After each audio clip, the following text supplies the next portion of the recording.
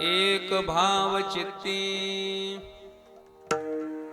एक भाव चित्ती, तरी न लगे काही युक्ती. कळो आले जीवे, मज माझियाची भावे. आठवची पुरे, आठवची पुरे, सुख अवघे मोहरे. कळो आले जीवे, मज माझियाची भावे. तुका म्हणे मन, तुका म्हणे मन, पूजायची नारायण. कळो आले जीवे, मज माझियाची भावे. विठ्ठल विठ्ठल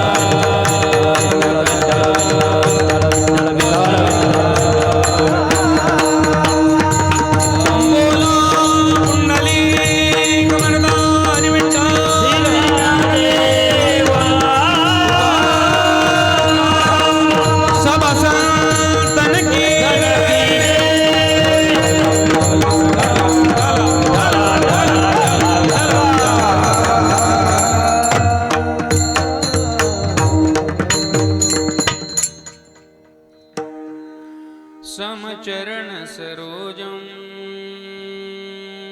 सान्द्रनीलाम्बुदाभं. जघन निहित पाणिं मण्डनं मण्डनाना. तरुण तुलसीमाला कंधरं कंजनेत्रं. सदय धवलहासं विठ्ठलं चिंतयामि. पांडुरंगा करू प्रथम नमन, दुसरे चरणा संतांचिया.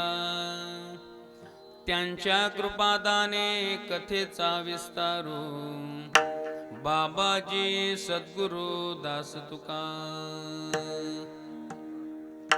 कृष्णाय वासुदेवाय हरये परमात्मने.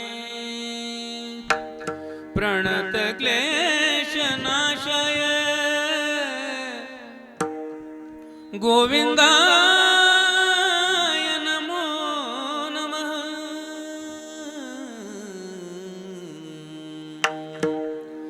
कलावज्ञ जीवोद्धरार्थावतारम्. कलांकांक तेजोधिकामोदिवक्त्रम्. कलानिषबाधापनुदार्हदक्षम्. समाधिस्थमूर्तिं भजे ज्ञानदेवम्.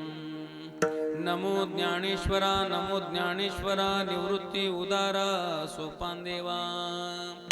मुक्ताबाई नमो त्रिभुवन पावने, आद्यत्रय जननी देवांची. नमो सद्गुरु तुकया ज्ञानदीपा. नमो सद्गुरु सच्चिदानंद रूपा. नमो सद्गुरु भक्त कल्याण मूर्ती. नमो सद्गुरु भास्करा पूर्ण कीर्ती. सेवे लागे सेवक झालो तुमच्या लागलो निज चरणा. अहो स्वामी तुकया देवा यावरी न करावा वेरू. जयांचे केलिया स्मरण होय सकळ विद्यांचे अधिकरण. तेची वंदू श्री चरण श्री गुरूंचे ते नमस्कारून आता.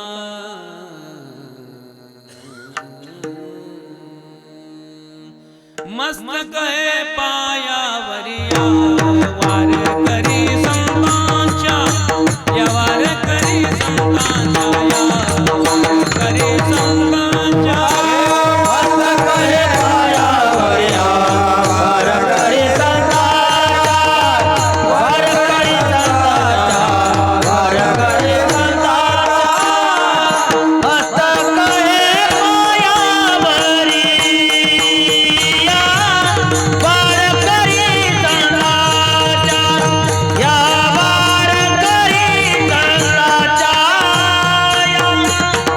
करी संतांच्या.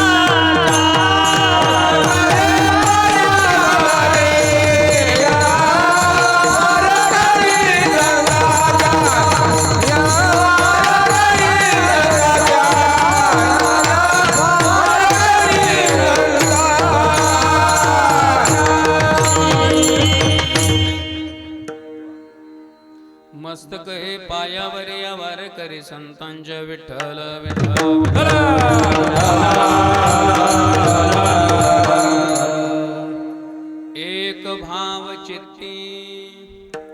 एक भाव चित्ती तरी न लगे काही युक्ती. कळो आले जीवे मज माझी याची भावे. प्रस्तुत कीर्तन रूपी सेवे करता निवडलेला अभंग.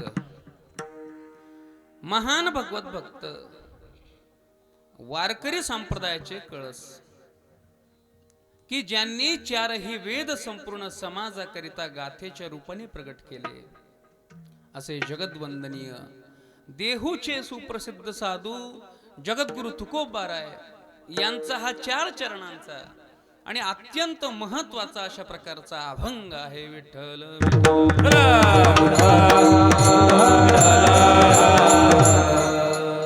या अभंगातून जगद्गुरु तुकोबाराय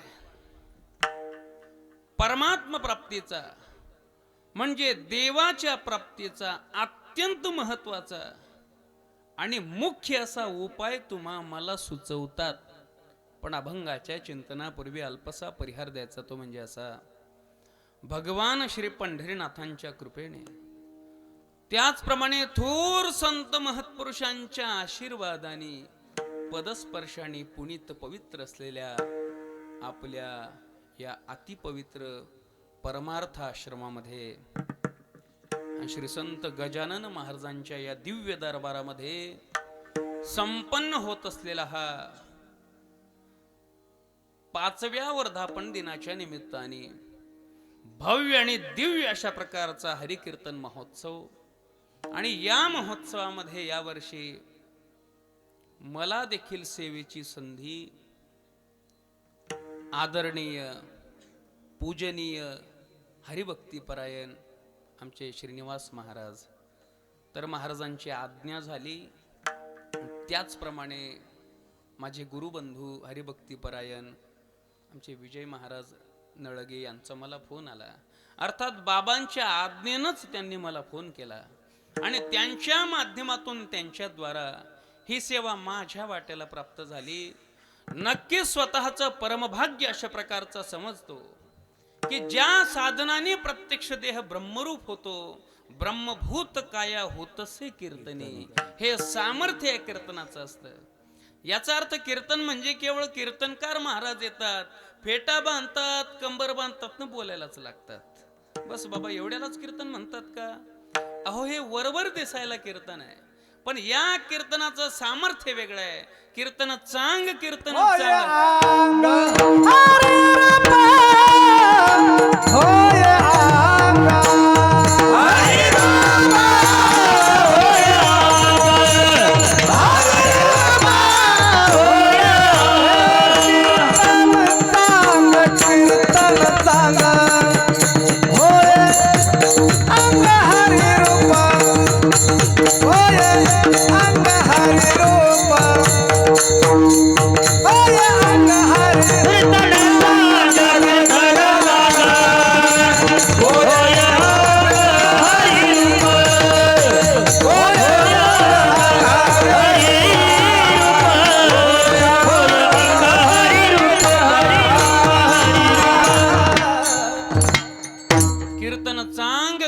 चांग होय अंग हरिरूप. हरिरूप अंग होण्याची ताकद या कीर्तनामध्ये आहे. आधुनिक भाषेमध्ये बोलायचं म्हणजे या कीर्तनामध्ये अंग हरिरूप होत, याचा अर्थ अंगामध्ये पॉझिटिव्ह एनर्जी येते. डॉक्टर लोक सांगतात का नाही, अहो तुमची एनर्जी वाढवा, पॉझिटिव्ह विचार करत चला. आणि ते पॉझिटिव्ह विचार, ती पॉझिटिव्ह एनर्जी या कीर्तनामध्ये वाढते बाबा. त्यालाच म्हणतात होय अंग हरिरूप. मग कोणी म्हणेल महाराज या कीर्तनामध्ये अंग हरिरूप होत ना. ज्या अर्थी श्री संत तुकाराम महाराज सांगतात म्हणजे होत.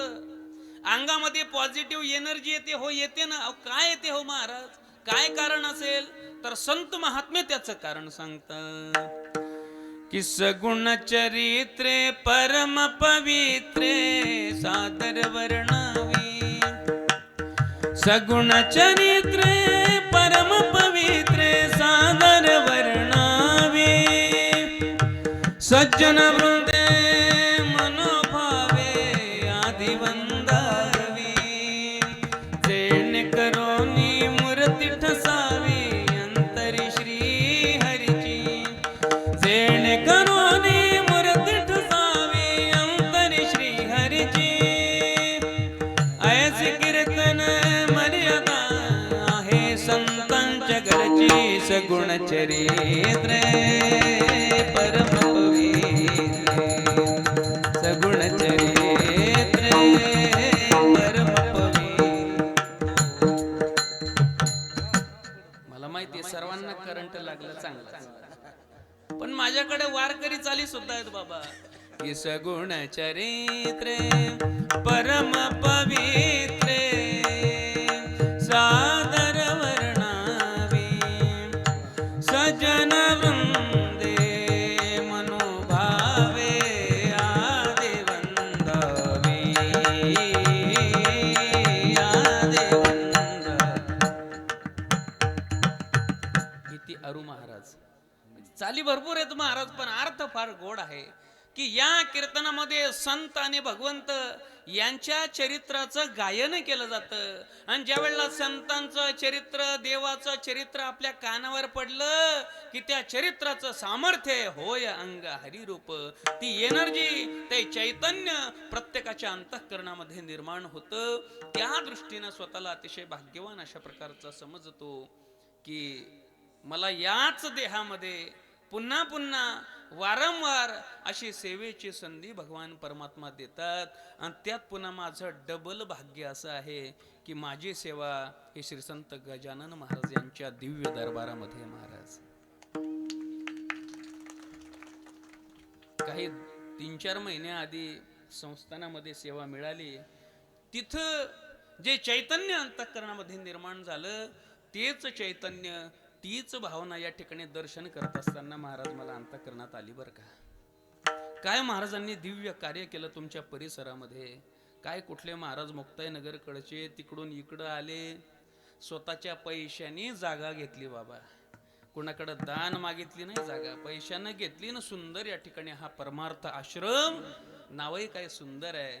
संपूर्ण पंचकृषीच्या कडून महाराज परमार्थ करून घेतील महाराज. असा सुंदर परमार्थ आश्रम या ठिकाणी उभा राहिला.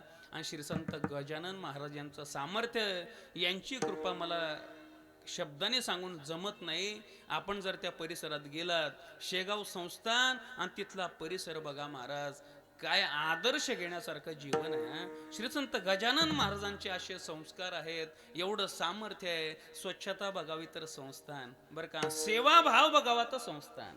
सेवाभाव कशाला म्हणतात, अजिबात 1 रुपयाची अपेक्षा नाही, पण एवढा सेवाभाव. सगळे गावच सेवेचे आहेत बाबा. परिसरातले जेवढे गाव आहेत ना, जसं तुमच्या गावामध्ये हे 4-5 खेडे असतील, एवढी पंचक्रोशी असेल, सगळी या ठिकाणी जुळलेली आहे, सेवा देतात. त्याचप्रमाणे असं सुंदर वैभव या ठिकाणी उभं राहिलेलं आहे. आणि अशा या सुंदर वैभवामध्ये मला सेवेची संधी मिळते आहे. त्या दृष्टीनं स्वतःला डबल भाग्यवान म्हणतो. नियोजन फार सुंदर आहे. मग ती कीर्तनकारांची यादी असेल, उपस्थित गुणीजन कलाकार महाराज मंडळी तर बहुतेक तर याच गावातले आहेत आणि काही पंचक्रोशीतील महाराज मंडळी आहे. गायक वादक संपन्न अशा प्रकारचा हा परिसर मला दिसतो महाराज बर का. नाही तर बऱ्याच गावामध्ये चला कीर्तनामध्ये एक टाळकरी भेटत नाही. अशी कित्येक गावं आहेत आमच्या भागामध्ये आहेत. म्हणजे प्रत्येकच गाव नाही पण बरेच अशी गावं असतात की जिथं भजनी मंडळ भेटत नाही. कुठंतरी बाहेरूनच बोलवावे लागतात तरच कीर्तन उभं राहतं. पण तुमच्या गावामध्ये सुंदर हे मृदंगाचार्य आहेत, सुंदर गायक आहेत. तुमच्या गावामध्ये देवाची कृपा आहे आणि गेल्या 5 वर्षापासून हा सुंदर उत्सव या ठिकाणी संपन्न होतो आहे. मग त्यामध्ये गाथा भजन असेल, ज्ञानेश्वरी पारायण असेल, श्रीमद भागवत कथा असेल, हे कीर्तन असेल, हरिपाठ असेल, काकडा असेल, दिवस पूर्ण दिवसच महाराज व्यस्त आहे. सगळा दिवसच भरलेला आहे बाबा. असा सुंदर परमार्थ तुम्ही लोकांच्याकडून करून घेतात बाबा. मी तुम्हाला नक्कीच दाता म्हणेन. इथं देणारे भरपूर असतील. आता काही या संस्थेचं आश्रमाचं बरंच काम काही राहिलेलं पण असेल बाबा. काही काम कधी पूर्ण होतच नाही बाबा बर का. किती तुम्ही वाढवा वाढतच राहतं. पण जेवढी आवश्यकता आहे तेवढी मात्र नक्की या ठिकाणी काही कामे राहिलेली आहेत असं मला आल्यानंतर जाणवलं. मला कोणी सांगितलं नाही पण इथं आल्यानंतर असे भाव अंतःकरणात आले की बरेच दाते आहेत. तुमच्या दातृत्वानं कदाचित भरपूर कामं होत असतील पण मी खरा दाता आदरणीय आमच्या श्रीनिवास महाराजांना मानतो बरं का. त्याचं कारण असं आहे, हे मी म्हणत नाही, जगद्गुरु तुकोबराय म्हणतात.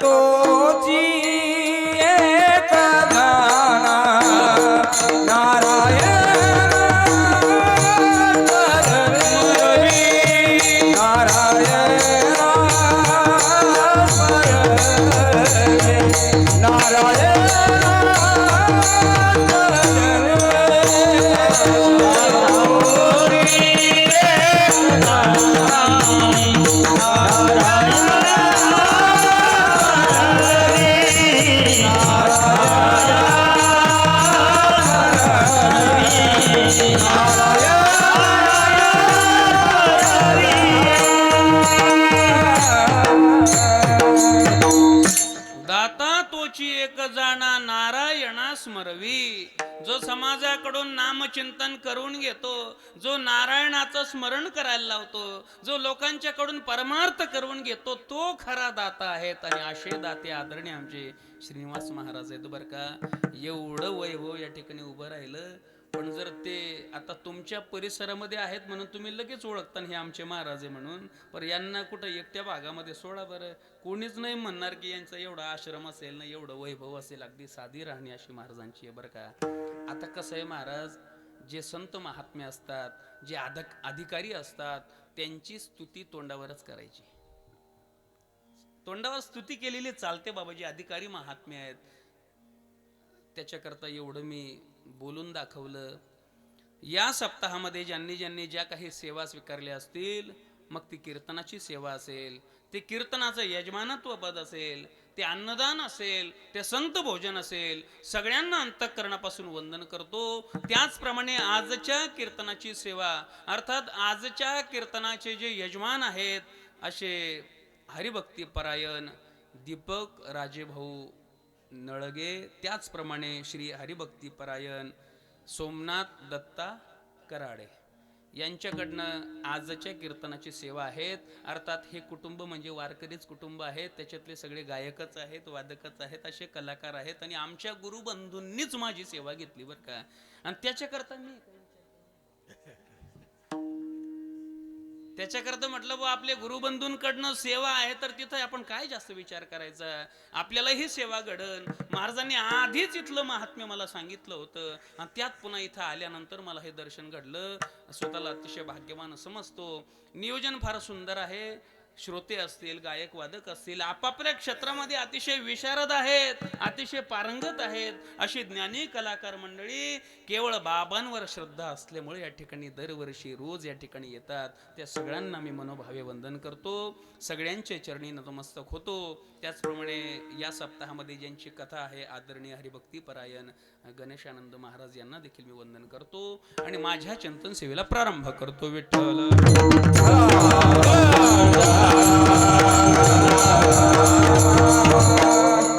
अभंग अतिशय महत्वाचा आहे आणि या अभंगातून जगद्गुरु तुकोबाराय भक्तीच्या माध्यमातून जर देव प्राप्त व्हावा वाटत असेल, कशाच्या माध्यमातून? भक्तीच्या. तुम्हाला प्रत्येक शब्दाकडे लक्ष द्यावं लागेल बरं का, एक एक शब्दाकडे लक्ष द्या. अर्थात मी काही फार जास्त अवघड कीर्तन करतो असं नाही, पण एवढे 2-4 वाक्यच कीर्तनामध्ये अवघड, आणि एवढं कळालं म्हणजे अख्खं कीर्तन कळालं बाबा. भक्तीच्या माध्यमातून जर देव प्राप्त करायचा असेल, मग भक्ती म्हणजे काय? अहो, देवाचं नामस्मरण, चिंतन, भजन, देवाचं दर्शन हीच भक्ती आहे. आणि अशी भक्ती करून जर देव दिसावा वाटत असेल, कोणी म्हणेल बाबा अहो आम्ही भक्ती करायची, भक्ती करून आम्हाला देवच का दिसला पाहिजे, त्याचीच का आम्हाला भेट झाली पाहिजे? तर ऐका बाबांनो, भक्ती ही केवळ लौकिक सुखाच्या प्राप्तीसाठी नाही. याचा अर्थ लौकिक म्हणजे काय? तर बाबा माझ्या घराचं बांधकाम अपूर्ण आहे म्हणूनच मी भक्ती करायला लागलो, एवढ्यापुरती भक्ती सीमित ठेवू नका. मी दरिद्री आहे, मी श्रीमंत झालो पाहिजे म्हणूनच भक्ती करतो, एवढ्यापुरती भक्ती सीमित ठेवू नका. माझं लग्न होत नाही म्हणून भक्ती करतो, आता माझं नाही सांगत बरं का, मला 2-2 लेकर आहे असं सांगतो उदाहरण, की माझं लग्न होत नाही म्हणूनच मी भक्तीच्या मागे लागलो, भक्ती करायला लागलो, तेवढ्यापुरती भक्ती सीमित ठेवू नका. माझ्या मुलाचं लग्न होत नाही, ते झालं पाहिजे म्हणूनच भक्ती करायला लागलो, एवढ्यापुरती भक्ती सीमित ठेवू नका. याचा अर्थ तुम्ही देवाकडे काही मागूच नका असं मी म्हणत नाही. अवश्य मागा देवाकडे. परमात्मा आपला बाप आहे आणि आपण त्याची लेकरं आहोत, आणि लेकरं म्हटले की बापाकडे मागतच राहतात बाबा, आणि लेकरांना बापाकडेच मागितलं पाहिजे, दुसऱ्याच्या घरी जायचं नाही. काय मागायचं आपल्याच बापाला सांगायचं, दुसऱ्याच्या बापाला सांगायचं नाही. आपल्याच बापाकडे मागा. मागा तुम्ही बंगला मागा, गाडी मागा, पैसा मागा, बायको मागा, सगळंच मागा, देवाकडे सगळं मागा. पण कधीतरी अंतःकरणामध्ये असंही आलं पाहिजे की बाबा ज्या पांडुरंगासाठी आम्ही 12-12, 24-24 तास पंढरपूरला दर्शन रांगेत उभी राहतो बाबा, तो पांडुरंग केवळ मूर्तीच्या रूपानं नाही, केवळ दगडाच्या रूपानं नाही, तर कधीतरी प्रत्यक्ष दिसला पाहिजे की पांडुरंग कांती दिव्य तेज झळकते, रत्न किळपाकते प्रभा, अगणित लावण्य तेज पुंजळले, नवर्णवे तेथीचे शोभा, कानडाओ विठ्ठलू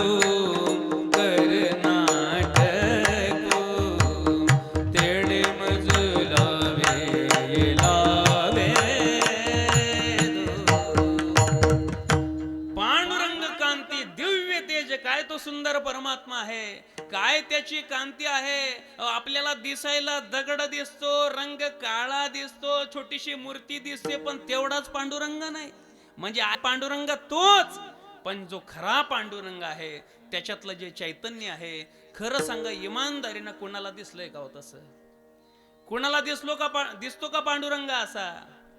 पांडुरंग भला सुंदर आहे बाबा, की राजस सुकुमार मदनाचा पुतळा, राजस सुकुमार मदनाचा पुतळा, रवी शेकळा लोपदिया, रवी शेकळा कस्तुरी मळवट, चंदनाची बोटे कस्तुरी मळवट, चंदनाचे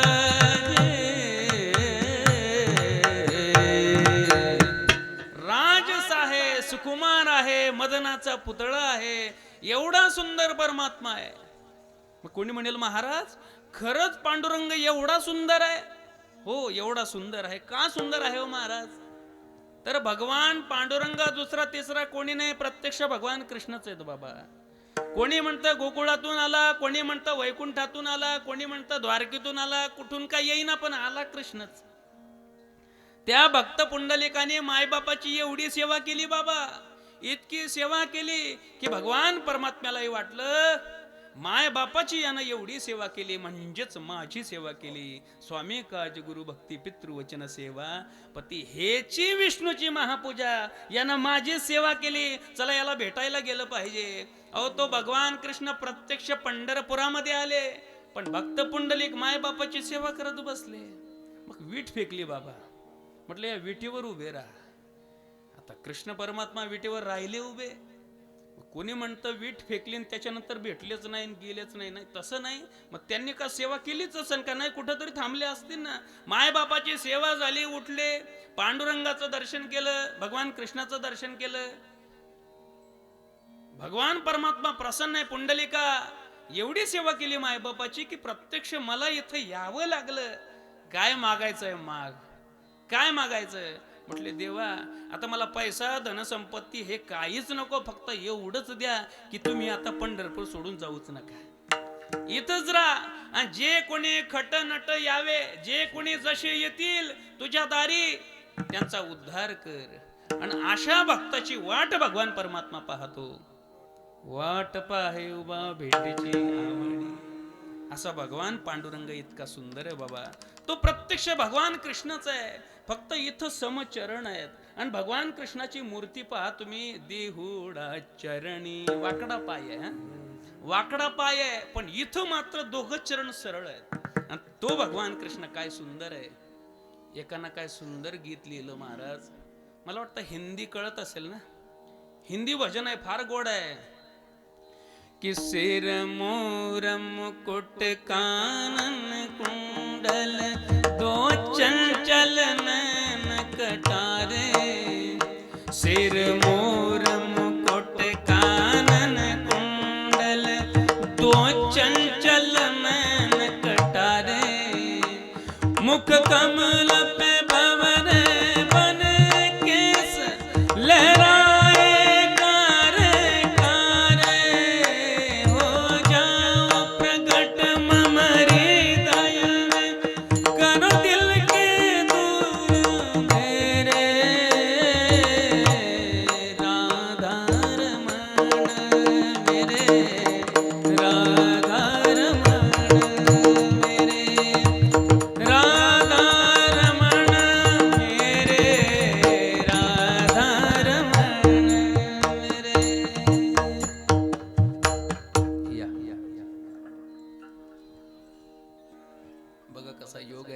बरोबर भगवान कृष्णाचंच वर्णन चालू आहे आणि महाराजच प्रत्यक्ष आले. असं भगवान कृष्ण अतिशय सुंदर आहे आणि तोच पांडुरंग आहे. म्हणून पांडुरंग इतका सुंदर आहे. पण खरं सांगा, एवढा सुंदर परमात्मा कोणाला दिसतो का हो? कोणाला दिसत नाही बाबा. आता सध्या समाजामध्ये भोलेनाथांची उपासना देखील भरपूर वाढली. सब समस्या का हल, मावशी पाठ नाही का तुमचं इकडं, नाही का तसं काही, एक लोटा म्हणतो का नाही जल. ज्या भोलेनाथांची एवढी उपासना करतो, कधीतरी अंतःकरणामध्ये असंही आलं पाहिजे की फक्त भोले बाबा केवळ पिंडीच्या रूपानं नाही, केवळ लिंगाच्या रूपानं नाही, तर प्रत्यक्ष कधीतरी भस्मोटी रुंडमाळा, हाती त्रिशूल नेत्री ज्वाळा, गजचर्म व्याघ्रांबर, कंठी शोभे वासुकी हार, कधीतरी हे प्रत्यक्ष स्वरूप आपल्याला दिसलं पाहिजे बाबा. याच्याकरता आपण भक्ती केली पाहिजे. आणि अशी भक्ती करून जर देव दिसावा, तो प्राप्त व्हावा वाटत असेल, कारण आपण सगळेच जण भक्ती करतो, प्रत्येक माणूस भक्ती करतो महाराज. आता आपला परिसर तर अगदी पारमार्थिकच आहेत, पण एखाद्या सामान्य व्यक्तीची जर आपण तुलना केली किंवा विचार केला तर बघा, आपण गाडी चालवताना रस्त्यानं काही ट्रक ड्रायव्हर असतात, ते कुठले काय, कुठले कोणी पंजाब मधलं, कोणी हरियाणा मधलं, कोणी MP कुठलं काय, कुठले काय, आपल्याला काहीच माहिती नाही. पण त्यांचं तुम्ही निरीक्षण करा, रस्त्यानं गाडी चालवतात, एखादं मंदिर किंवा देऊळ आलं की लगेच असे पाया पडतात का नाही. याचा अर्थ काय, मला सांगायचं हेच आहे की प्रत्येक माणसाच्या अंतःकरणामध्ये श्रद्धा आहे. प्रत्येक माणूस भक्ती करतो, पण एवढी भक्ती करून अजूनही आपल्याला देव का भेटत नाही, तो का दिसत नाही, तो का अजून दगडाच्याच रूपाने दिसतो, तर कुठंतरी काहीतरी कमी राहते. ती काय कमी आहे, ती कमी कोणती, ते भक्तीचं वर्म काय, तेच महाराज अभंगाच्या एकचित्ती भाव